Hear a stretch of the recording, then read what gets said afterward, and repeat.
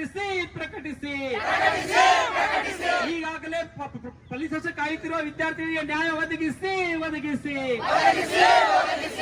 ಗುಲ್ಬರ್ಗಾ ವಿಶ್ವವಿದ್ಯಾಲಯ ವಿಳಂಬ ನೀತಿ ಒಪ್ಪೋದಿಲ್ಲ ಒಪ್ಪೋದಿಲ್ಲ ಗುಲ್ಬರ್ಗಾ ವಿಶ್ವವಿದ್ಯಾಲಯ ವಿಳಂಬ ನೀತಿ ಒಪ್ಪೋದಿಲ್ಲ ಒಪ್ಪೋದಿಲ್ಲ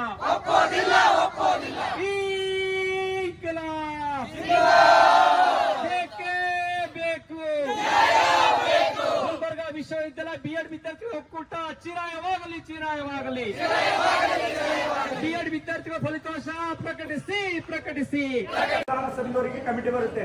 ಕಮಿಟಿ ಬಂದು ಖಾಲಿ ಕೇವಲ 5 ದಿವಸದಲ್ಲಿ ನಾವು ಇದೇ ವಿಸಿ ಅವರು ಹೇಳಿದ್ರು ರಿಸಲ್ಟ್ ಕೊಡ್ತೀವಿ ಅಂತ ಹೇಳಿ. ಆದ್ರೂ ಕೂಡ ಈಗ ಮತ್ತೆ ಬಂದಿದ್ದೀವಿ. ಕಮಿಟಿ ಹೋಗಿ 25 ದಿವಸ ಆಯ್ತು. 25 ದಿವಸ ಆದ್ರೂ ಇನ್ನೂ ರಿಸಲ್ಟ್ ಕೊಟ್ಟಿಲ್ಲ.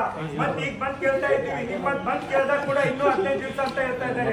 ಈ ಯೂನಿವರ್ಸಿಟಿ ಏನ್ ವಿದ್ಯಾರ್ಥಿಗಳ ಜೊತೆ ಆಟ ಆಡ್ತಿದ್ದಾರೆ, ಏನ್ BEd ವಿದ್ಯಾರ್ಥಿಗಳ ಜೊತೆ ಏನ್ ಆಟ ನಡೆಸಿದ್ದಾರೆ ಇವರು, ಇದು ನಾವು ಖಂಡಿತ ಒಪ್ಪೋದಿಲ್ಲ.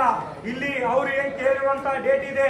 ಇನ್ನೊಂದ್ ಕಡೆ ನಾವು ನೋಡ್ತಾ ಇದ್ದೀವಿ BEd ಏನ್ ಗೆಸ್ಟ್ ಟೀಚರ್ ಆಗಿ ಕರೆದಿದ್ದಾರೆ. ಟೀಚರ್ ಸ್ಕೂಲ್ ಅಲ್ಲಿ ಟೀಚಿಂಗ್ ಮಾಡಬೇಕಾದ್ರೆ ಅದು ನಾಳೆನೇ ಲಾಸ್ಟ್ ಡೇಟ್ ಇದೆ. ಇವ್ರು ಇನ್ನು 7 ತಿಂಗಳಿಂದ ಇವ್ರು ರಿಸಲ್ಟ್ ವಿಳಂಬ. ಇನ್ನೊಂದ್ ಕಡೆ ನಾಳೆ ಲಾಸ್ಟ್ ಡೇಟ್. ಇನ್ನೊಂದ್ ಕಡೆ ನಾವೇನ್ BEd ಕಲ್ತಿರೋ ವಿದ್ಯಾರ್ಥಿಗಳಿದ್ದೀವಿ ಯಾರು ಕೂಡ ಶ್ರೀಮಂತ ಅತಿ ಶ್ರೀಮಂತ ವಿದ್ಯಾರ್ಥಿಗಳಿಲ್ಲ. ಎಲ್ಲ ಬಡ ಜನರ ಒಂದು ಪೇರೆಂಟ್ಸ್ ಏನು ಸಾಲ ಸೂಲ ಮಾಡಿ ಎಲ್ಲ ವಿದ್ಯಾರ್ಥಿಗಳಿಗೆ ಓದಿಸ್ತಾ ಇದ್ದಾರೆ. ಈಗ ನಾವು ಕೇಳಿರ್ಬೋದು, ಕೆಲವರು ನಮ್ಮ ಮಿತ್ರರು ಹೇಳಿದ್ದಾರೆ ಅವ್ರ ತಂದೆ ಸಾಲ ಮಾಡಿ ತಂದು ಹುಡುಗಿಗೆ ಏನೋ ಅಡ್ಮಿಷನ್ ಮಾಡಿಸಿದ್ದೀರಿ. ಅಡ್ಮಿಷನ್ ಮಾಡಿಸಿ ಏನೋಪ್ಪ ಆ ತಂದೆಯವರಿಗೆ ಆಕಾಂಕ್ಷೆ ಇರುತ್ತೆ, ನಾವೇನೋ ಇನ್ನೊಂದು BEd ಮುಗಿಸಿ 2 ವರ್ಷದಲ್ಲಿ ನಮ್ಮ ಮಗಳು ಟೀಚರ್ ಆಗ್ತಾನೆ, ನಮ್ಮ ಮಗ ಟೀಚರ್ ಆಗ್ತಾನೆ ಅಂತೇಳಿ. ಆದ್ರೆ ಇವರು ಆಡಿರುವ ಆಟದಲ್ಲಿ ಯಾರಿಗೂ ಏನು ಆಗ್ತಾ ಇಲ್ಲ ಸರ್. ವಿದ್ಯಾರ್ಥಿಗಳು ಮತ್ತು ಅವರ ತಂದೆ ಪೋಷಕರಿಗೆ ಏನ್ ತೊಂದರೆ ಆಗ್ತಿದೆ ಇವರಿಗೇನು ಗೊತ್ತಾಗೋದಿಲ್ಲ. ಮತ್ ಇದು ಎಲ್ಲ ಒಂದು ಏನ್ ಸ್ಕ್ಯಾಂಡಲ್ ಆಗಿದೆ ಅಂತ ಹೇಳ್ತಾ ಇದ್ದಾರೆ. ವಿಸಿ ಅವರೇ, ನಾವು ನಿಮ್ಗೆ ಕೇಳೋದಿಷ್ಟೇ, ನೀವ್ ಏನಿದು ಆಗಿದೆ ನೀವು ಕಮಿಟಿ ಮಾಡ್ತೀನಿ, 1 ತಿಂಗಳಾಯ್ತು ಕಮಿಟಿ ಮಾಡ್ತೀನಿ ಅಂತೇಳಿ ಮಾಡಿ ಇಲ್ಲಿ ತನಕ ಯಾಕೆ ಸುಮ್ ಕುಂತ್ರಿ, ಇಲ್ಲಿವರೆಗೂ ಯಾಕೆ ಸುಮ್ ಕುಂತ್ರಿ ನೀವು? ಮತ್ತೆ ಈಗ ಮತ್ತೆ ಟೈಮ್ ಕೇಳ್ತಾ ಇದ್ದೀರಾ. ಇನ್ನೊಂದು BEd ಮುಗಿಸಿ 2 ವರ್ಷದಲ್ಲಿ ನಮ್ಮ ಮಗಳು ಟೀಚರ್ ಆಗ್ತಾನೆ, ನಮ್ಮ ಮಗ ಟೀಚರ್ ಆಗ್ತಾನೆ ಅಂತೇಳಿ. ಆದ್ರೆ ಇವರು ಆಡಿರುವ ಆಟದಲ್ಲಿ ಯಾರಿಗೂ ಏನಾಗ್ತಾ ಇಲ್ಲ ಸರ್. ವಿದ್ಯಾರ್ಥಿಗಳು ಮತ್ತು ಅವರ ತಂದೆ ಪೋಷಕರಿಗೆ ಏನ್ ತೊಂದರೆ ಆಗ್ತಿದೆ ಇವರಿಗೇನು ಗೊತ್ತಾಗೋದಿಲ್ಲ. ಮತ್ ಇದು ಎಲ್ಲ ಒಂದು ಏನ್ ಸ್ಕ್ಯಾಂಡಲ್ ಆಗಿದೆ ಅಂತ ಹೇಳ್ತಾ ಇದ್ದಾರೆ. ವಿಸಿ ಅವರೇ, ನಾವು ನಿಮ್ಗೆ ಕೇಳೋದಿಷ್ಟೇ, ನೀವ್ ಏನಿದು ಆಗಿದೆ ನೀವು ಕಮಿಟಿ ಮಾಡ್ತೀನಿ, 1 ತಿಂಗಳಾಯ್ತು ಕಮಿಟಿ ಮಾಡ್ತೀನಿ ಅಂತೇಳಿ ಮಾಡಿ ಇಲ್ಲಿ ತನಕ ಯಾಕೆ ಸುಮ್ ಕುಂತ್ರಿ, ಇಲ್ಲಿವರೆಗೂ ಯಾಕೆ ಸುಮ್ ಕುಂತ್ರಿ ನೀವು? ಮತ್ತೆ ಈಗ ಮತ್ತೆ ಟೈಮ್ ಕೇಳ್ತಾ ಇದ್ದೀರಾ.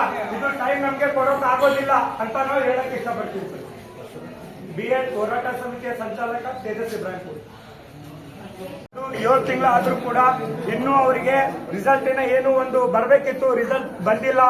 ಈ ಕುರಿತು ನಾವು ವಿಸಿ ಅವರಿಗೆ ಯೂನಿವರ್ಸಿಟಿಗೆ ಬಂದು ಏನಪ್ಪಾ ಅಂದ್ರೆ ಪ್ರತಿ ತಿಂಗಳ ಕೂಡ ಫೆಬ್ರವರಿ, ಮಾರ್ಚ್, ಏಪ್ರಿಲ್ ನಲ್ಲಿ ಕೂಡ 3 ಮನವಿ ಪತ್ರ ಕೊಟ್ಟಿದ್ದೀವಿ. ಆದ್ರೂ ಕೂಡ ಅವರು ಇನ್ನು ಏನು ಪ್ರತಿಕ್ರಿಯಿಸಿರಲಿಲ್ಲ. ಎಲ್ಲ ಬಂದಾಗ ಹೇಳ್ತಿದ್ರು ಇಲ್ಲ ಸರ್ ಮಾಡ್ತೀವಿ, ಇನ್ನು 15 ದಿವಸದಲ್ಲೇ ಮಾಡ್ತೀವಿ. ಮತ್ತೆ ಇನ್ನೊಂದು ಕಮಿಟಿ ಬರ್ತದೆ BEd 4ನೇ ಸೆಮಿಸ್ಟರ್ ಪ್ರತಿ ಎಲ್ಲಾ ಸೆಮಿಸ್ಟರ್ಗೆ ಕಮಿಟಿ ಬರುತ್ತೆ. ಕಮಿಟಿ ನಿಮಗೆ ಏನಾದ್ರು ರಿಸಲ್ಟ್ ನಮಗೆ ನಾಳೆ ನಾಡಿದ 1-2 ದಿನದಾಗ ಅವ್ರು ಪ್ರಕಟಿಸ್ತೀನಿ ಅಂದಾಗ ಮಾತ್ರ ಎದ್ದು ಹೋಗ್ಬೇಕು. ಅಲ್ಲಿವರೆಗೆ ಯಾರು ಎದ್ದು ಹೋಗ್ಬೇಕು. ಓಕೆನಾ? ಅದು ಏನದ ಊಟದ ವ್ಯವಸ್ಥೆ ಬೇಕಾದ್ರೆ ನಾವೆಲ್ಲರೂ ಸೇರಿ ಊಟದ ವ್ಯವಸ್ಥೆ ಮಾಡೋ ಜವಾಬ್ದಾರಿ ನಮ್ಮದು. ಓಕೆನಾ? ಮತ್ತೆ ಇಲ್ಲೇ ಇರ್ರಿ, ಊಟದ ವ್ಯವಸ್ಥೆ ನಮ್ಮ ಕಡೆಯಿಂದ, ನಮ್ಮ ಯೂನಿಯನ್ ಕಡೆಯಿಂದ ಎಲ್ಲ ಅಧ್ಯಕ್ಷರು ಬರ್ತಾರ. ನಾವೆಲ್ಲರೂ ಸೇರಿ ಊಟದ ವ್ಯವಸ್ಥೆ ಮಾಡೋ ಪ್ರಯತ್ನ ಊಟದ ವ್ಯವಸ್ಥೆನ ನಾವೇ ಮಾಡ್ತೀವಿ 100%. ಸೊ ಹಾಗಾಗಿ ಯಾರೋ ತಪ್ಪು ಮಾಡಿದಂತ ತಪ್ಸಲಕ್ಕೆ ಅವ್ರು ಹಿಡ್ಕೊಂಡ್ ನಮ್ದೇನ್ ತಪ್ಪದ ವಿದ್ಯಾರ್ಥಿಗಳದು ಏನ್ ತಪ್ಪದ ಹೇಳಿ ನಮ್ಮದು ಏನಾದ್ರು ನಾವೇನಾದ್ರೂ ತಪ್ಪು ಮಾಡಿದೀವ?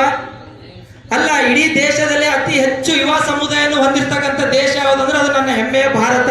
ಸೊ ಇವ್ರು ಇನ್ನು ಯುವಕರದು ನಮ್ಮದು ಏನದ ನಮ್ಮ ಶಕ್ತಿ, ಯುವ ಶಕ್ತಿ ಯೂನಿವರ್ಸಿಟಿ ಕೆಲಸ ಇದೆ, ಅದು ನೀವು ಕಂಡುಹಿಡಿದಿರಿ. ಕಂಡುಹಿಡಿದು ಕಮಿಟಿ ಮಾಡಿದ್ರೆ ಕಮಿಟಿ ಮಾಡಿ. ಅದನ್ನ ಬಿಟ್ಟು ನೀವು ವಿದ್ಯಾರ್ಥಿಗಳ ಜೊತೆ ಆಟ ಆಡಬೇಡಿ. ನಮ್ಗೀಗ ರಿಸಲ್ಟ್ ಬೇಕು, ರಿಸಲ್ಟ್ ಕೊಡಿ, ಅದರಂತೆ ನಾವು ಸ್ಟ್ರೈಕ್ ಮಾಡೋಣ.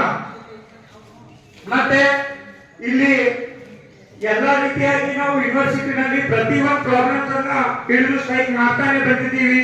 ಮಾರ್ಕ್ಸ್ ಕಾರ್ಡ್ ಆಗಿರ್ಬೋದು, ಮತ್ತೆ ಅದೇ ರೀತಿಯಾಗಿ BEd ಎಕ್ಸಾಮ್ ಈಗ ನಾವು ಕಲಿತಿರೋ ಎಕ್ಸಾಮ್ಗೆ ಏನ್ 2 ವರ್ಷಕ್ಕೆ ಏನು ಅಬ್ಬಬ್ಬ ಅಂದ್ರೆ ಒಂದು 2 ಲಕ್ಷ ತರ 12 ಲಕ್ಷ ಹೋಗ್ತಾ ಇದೆ. ಈಗ ಬಡ ಜನ ಮಕ್ಕಳು ಬೇರೆ ಎಲ್ಲ ಸೊ ಆ ರೀತಿಯಾಗಿ ಏನಪ್ಪಾ ಅಂದ್ರೆ ಈ ಒಂದು ಏನ್ ಲೂಟಿ ಆಗ್ತಿದೆ ವಿದ್ಯಾರ್ಥಿಗಳ ಹತ್ರ, ಇದನ್ನ ನಾವು ವಿರೋಧಿಸುತ್ತಿದ್ದೇವೆ.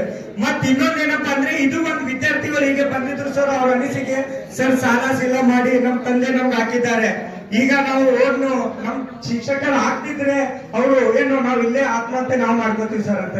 ಈ ಒಂದು ಜೀವನದಲ್ಲಿ ಏನು ವಿದ್ಯಾರ್ಥಿ ಜೀವನ ಸರ್ ಮುಂಚೆ ಹೇಳ್ತಿದ್ರು ಮಾರ್ಕ್ಸ್ ಅವ್ರಿಗೆ ಸಿಗಬೇಕು. ಇಲ್ಲಿ ಬೇರೆ ಬೇರೆ ಕಾರಣಗಳಿಂದ ನಾನು ಕೆಲವು ಏನಂತ ಗೌಪ್ಯತೆಗಳನ್ನು ಇಲ್ಲಿ ನಿಮ್ಮ ಮುಂದೆ ನಾನು ಇಲ್ಲಿ ಹೇಳಕ್ಕೆ ಅದು ಆಗೋದಿಲ್ಲ.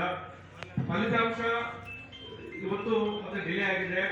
ಅದಕ್ಕೆ ವಿಚಾರವನ್ನು ನಾನು ವ್ಯಕ್ತಪಡಿಸ್ತಾ ಇದ್ದೇನೆ. ಯಾಕಂದ್ರೆ ನಿಮ್ಮ ಜೀವನದಲ್ಲಿ ಪ್ರಶ್ನೆ ಇದೆ. ಇವತ್ತು ನಮಗೆ ಸಾಕಷ್ಟು ಮನವಿಗಳು ಬಂದಿದ್ದಾವೆ. ಈಗ ರಿಕ್ರೂಟ್ಮೆಂಟ್ ಪ್ರೋಸೆಸ್ ಇದೆ. ಆ ರಿಕ್ರೂಟ್ಮೆಂಟ್ ಪ್ರೋಸೆಸ್ ಅಲ್ಲಿ ಗುಲ್ಬರ್ಗಾ ವಿಶ್ವವಿದ್ಯಾಲಯದ B.Ed ಮತ್ತು ವಿದ್ಯಾರ್ಥಿಗಳಿಗೆ ಅವರಿಗೆ ಮತ್ತು ವಂಚಿತರಾಗುವ ಅವಕಾಶಗಳಿದ್ದಾವೆ ಅನ್ನೋದನ್ನು ಬಂದಿದೆ. ಈ ಒಂದು ಪ್ರೋಸೆಸ್ ಅಲ್ಲಿ ಅದು ಅಂದ್ರೆ ನಾನು ಜನವರಿಯಲ್ಲಿ ನಾನು ವಿಶ್ವವಿದ್ಯಾಲಯ ಕುಲಪತಿ ಆದಾಗ ನಮಗೆ ಇಲ್ಲಿಂದ ಕೆಲವು ಮತ್ತು ವಿದ್ಯಾರ್ಥಿ ಸಂಘಟನೆಗಳು ಮತ್ತು ಈ ಒಂದು ಜನಪ್ರತಿನಿಧಿಗಳು ನನಗೆ ಫೋನ್ ಮಾಡಿ ಇದು ವಿದ್ಯಾರ್ಥಿಗಳ ಭವಿಷ್ಯ ಇದೆ, ನೀವು B.Ed ವ್ಯಾಲ್ಯೂಯೇಷನ್ ಪ್ರೊಸೆಸ್ ಮಾಡಬೇಕು ಅನ್ನುವ ಅವರು ನನಗೆ ಫೋನ್ ಮುಖಾಂತರ ತಿಳಿಸಿದಾಗ ನಾನು ಅದರ ಬಗ್ಗೆ ಅತ್ಯಂತ ಒಂದು ಪ್ರಿಯಾರಿಟಿ ಬೇಸಿಸ್ ಅಲ್ಲಿ ಆ ಪ್ರಕ್ರಿಯೆಯನ್ನು ನಾನು ಅದನ್ನು ಸ್ಟಾರ್ಟ್ ಮಾಡಿದೆ. ಸ್ಟಾರ್ಟ್ ಮಾಡಬೇಕಾದ್ರೆ ಬೇರೆ ಬೇರೆ ಕಾರಣಗಳಿಂದ ಅದು ಸ್ವಲ್ಪ ಡಿಲೇ ಆಯಿತು. ಸೊ ಡಿಲೇ ಆದ ನಂತರ ನಾನು ಅದು ಮತ್ತು ವ್ಯಾಲ್ಯೂಯೇಷನ್ ನಾನು ಸ್ಟಾರ್ಟ್ ಮಾಡಿದೆ. ಸೊ ವ್ಯಾಲ್ಯೂಯೇಷನ್ ಸ್ಟಾರ್ಟ್ ಮಾಡಿದಾಗ ಅಲ್ಲಿ ಮತ್ತು ಕೆಲವು ಅಡಚಣೆಗಳನ್ನು ಅವೆಲ್ಲ ಮತ್ತು ಬಂತು. ಅದನ್ನು ನಾವು ಸಹಿಸಿ ಆ ವ್ಯಾಲ್ಯೂಯೇಷನ್ ಪ್ರೋಸೆಸ್ ಅನ್ನು ನಾವು ಅದನ್ನು ಪ್ರಕ್ರಿಯೆಗೊಳಿಸಿದ್ವು. ಸೊ ಆ ಒಂದು ವ್ಯಾಲ್ಯೂಯೇಷನ್ ಪ್ರೋಸೆಸ್ ಅಲ್ಲಿ ಕೆಲವು ಆದಂತಹ ದೋಷಗಳು ಒಂದು ಅಂದ್ರೆ ವಿದ್ಯಾರ್ಥಿಗೆ ಯಾವ ವಿದ್ಯಾರ್ಥಿಗೆ ಎಷ್ಟು ಅಂಕ ಸಿಕ್ಕಬೇಕಾಗಿತ್ತೋ ಅದ್ರ ಬಗ್ಗೆ ಸ್ವಲ್ಪ ಪ್ರಾಬ್ಲಮ್ ಆಗಿದೆ. ನೀವು ಕೆಲವು ಪೇಪರ್ ಅಲ್ಲಿ ಬಂದಿತ್ತು. ಸೊ ಅದರಿಂದ ನಾನು ಆ ಫಲಿತಾಂಶವನ್ನು ನಾನು ತಡೆ ಹಿಡಿದು ಅದನ್ನು ಎನ್ಕ್ವೈರಿ ಚೆಕ್ಅಪ್ ಮಾಡಿದ್ದೇನೆ. ಯಾಕಂದ್ರೆ ಈಗ ವಿದ್ಯಾರ್ಥಿಗೆ ವ್ಯಾಲಿಡಿಟಿ ಪ್ರಕಾರ 1 ಮಾರ್ಕ್ಸ್ ಬರಬೇಕಾದ್ರೆ ಅಲ್ಲಿ ಬೇರೆ ಬೇರೆ ಅಲ್ಲಿ ಮಿಸ್ ಅಪ್ರೋಪ್ರಿಯೇಷನ್ ಆಗಿತ್ತು. ಸೊ ಹಾಗಾಗಿ ಅದು ನನ್ನ ಗಮನಕ್ಕೆ ಬಂದ ತಕ್ಷಣ ಆ ರಿಸಲ್ಟ್ ಪ್ರೋಸೆಸ್ ಅನ್ನು ನಾನು ಸ್ಟಾರ್ಟ್ ಮಾಡಿ ಎನ್ಕ್ವೈರಿಯನ್ನು ನಾನು ಅಲ್ಲಿ ಎನ್ಕ್ವೈರಿ ಒಂದು ಚೆಕ್ಅಪ್ ಮಾಡಿದೆ. ಆ ಎನ್ಕ್ವೈರಿ ರಿಪೋರ್ಟ್ ಬಂದಿದೆ. ಎನ್ಕ್ವೈರಿ ರಿಪೋರ್ಟ್ ನಂತರ ಮತ್ತು ಸಿಂಡಿಕೇಟ್ ಸದಸ್ಯರು ಸೊ ಅದನ್ನು CODಗೆ ಕೊಡಬೇಕು ಅನ್ನುವ ಅಲ್ಲಿ ಒಂದು ನಿರ್ಧಾರ ಆಗಿದೆ. ಸೊ ಅದರ ನಂತರ ಪೇಪರ್ ಬಂದ ನಂತರ ನಾನು ಸರ್ಕಾರಕ್ಕೆ ಮಾನ್ಯ ಉನ್ನತ ಶಿಕ್ಷಣ ಸಚಿವರಿಗೆ ಈ ಒಂದು ಸ್ನೇಹಿತರೆ, ಮೊನ್ನೆ B.Ed ವಿದ್ಯಾರ್ಥಿಗಳ ಹೋರಾಟ ನಡೆಯಿತು. ಬಹಳ ದೊಡ್ಡ ಪ್ರಮಾಣದಲ್ಲಿ ಹೋರಾಟ ಆಗಿದೆ. ಈಗಾಗಲೇ B.Ed ವಿದ್ಯಾರ್ಥಿಗಳು 4ನೇ ಸೆಮಿಸ್ಟರ್ ಎಕ್ಸಾಮ್ ಮುಗಿದಿದೆ. ನಿಯಮ ಪ್ರಕಾರ 45 ದಿನಗಳ ಒಳಗಡೆ ರಿಸಲ್ಟ್ ಬರಬೇಕಾಗಿತ್ತು. ಆದರೆ ಸ್ನೇಹಿತರೆ 7 ತಿಂಗಳಾದರೂ ಕೂಡ ಇವತ್ತು ಗುಲ್ಬರ್ಗ ಯೂನಿವರ್ಸಿಟಿ ರಿಸಲ್ಟ್ ಅನೌನ್ಸ್ ಮಾಡಿಲ್ಲ. ಆ ಒಂದು ನೀತಿನ ವಿರೋಧಿಸಿ ನಾವು B.Ed ವಿದ್ಯಾರ್ಥಿಗಳ ಹೋರಾಟಕ್ಕೆ ಸಂಪೂರ್ಣ ಬೆಂಬಲ ಕೂಡ ವ್ಯಕ್ತಪಡಿಸಿ ಅವ್ರ ಜೊತೆ ಕೂಡ ಇದ್ದೀವಿ. ಸೊ ನಮ್ಮ ಹೋರಾಟಕ್ಕೆ ಮಾಡಿದ್ರು ಮಾನ್ಯ ಉಪಕುಲಪತಿಗಳು ರಿಜಿಸ್ಟರ್ ಕೂಡ ಹೋರಾಟಕ್ಕೆ ಬಂದಿದ್ದರು.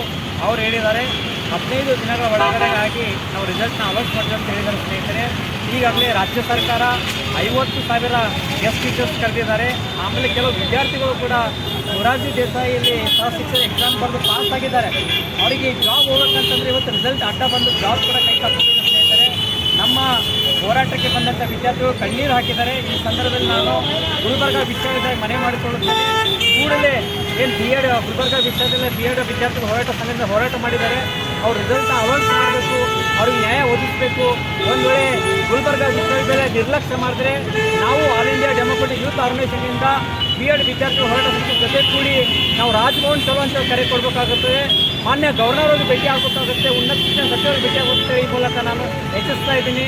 ಕೂಡಲೇ B.Ed ವಿದ್ಯಾರ್ಥಿಗಳಿಗೆ ನ್ಯಾಯ ಕೊಡಬೇಕಂತ ನಾನು ಈ ಮಾಧ್ಯಮ ಮುಖಾಂತರ ಮಾನ್ಯ ಗುಲ್ಬರ್ಗ ವಿಶ್ವವಿದ್ಯಾಲಯ ಅಧಿಕಾರಿಗಳಿಗೆ ಮನವಿ ಮಾಡಿಕೊಳ್ಳುತ್ತೇನೆ. ಅದೇ ಸರ್, ಇದು ವ್ಯಾಲ್ಯೂಯೇಷನ್ ಅಲ್ಲಿ ಯೂನಿವರ್ಸಿಟಿ ಅವರು ಏನ್ ಹೇಳಿದ್ದಾರೆ ಅಂದ್ರೆ ವ್ಯಾಲ್ಯೂಯೇಷನ್ ಅಲ್ಲಿ ಕೆಲವು ಗೊಂದಲಗಳಾಗಿವೆ ಸರ್. ಸೊ ಅದ್ರ ಸಲುವಾಗಿ ಅವ್ರೇನಂದ್ರೆ ಆ ಗೊಂದಲವನ್ನು ಕಂಡುಹಿಡಿಯೋದಕ್ಕೆ ನಾವು ಕಮಿಟಿ ಮಾಡಿದ್ದೀವಿ ಯೂನಿವರ್ಸಿಟಿನಲ್ಲಿ. ಅದು ಕಮಿಟಿ ಮಾಡಿ ಸರ್ 1 ತಿಂಗಳಾಯ್ತು. ಅದು ಕಮಿಟಿ ಮಾಡಿ ಕೂಡ 1 ತಿಂಗಳಾದ್ರೂ ಕೂಡ ಇದೆ. ಅವು ಕಮಿಟಿ ಮಾಡಿ ನೀವು ಏನೋ ಮಾಡಿ ಮೊದಲು ನಮಗೆ ರಿಸಲ್ಟ್ ಬೇಕು, ರಿಸಲ್ಟ್ ಕೊಡಿ. ಈಗ ಏಕಾಂತಂದ್ರೆ ಗೆಸ್ಟ್ ಟೀಚರ್ ಏನ್ ಬಿಟ್ಟಿದ್ದಾರೆ ಅಂದ್ರೂ ಕೂಡ ಸರ್ ಗೆಸ್ಟ್ ಟೀಚರ್ ಇವತ್ತಿಂದ ಲಾಸ್ಟ್ ಡೇಟ್ ಇದೆ ಫಿಲ್ ಮಾಡೋದು ಇವತ್ತಿನ ತೊಂದ್ರೆ. ಮತ್ತೆ ಆಮೇಲೆ ವಿದ್ಯಾರ್ಥಿಗಳು ಈಗಿನ ವರ್ಷ ಮುಗಿಸಿದವರು ಇನ್ನೂ 1 ವರ್ಷ ಮನೆಯಲ್ಲಿ ಕೊಡೋ ಪರಿಸ್ಥಿತಿ ಅವ್ರಿಗೆ ಬರುತ್ತೆ ಸರ್. ಇದು ಏನ್ B.Ed ಅಲ್ಲೂ ಕೂಡ ಈ ಹಣ ಕೂಡ B.Ed ಮಾಡಬೇಕಾದ್ರೂ ಕೂಡ ಮೊದಲಿನ ಸರ್ ಖಾಲಿ ಒಂದು 20,000 B.Ed ಆಗ್ತಿತ್ತು.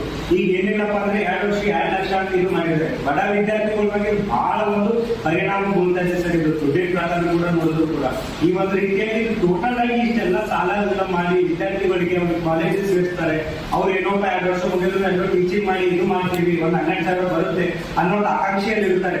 ಈ ಒಂದು ಗೊಂದಲದಲ್ಲಿ ವಿದ್ಯಾರ್ಥಿಗಳು ಕೂಡ ಸರ್ ಸೋತೋಗಿದ್ದಾರೆ.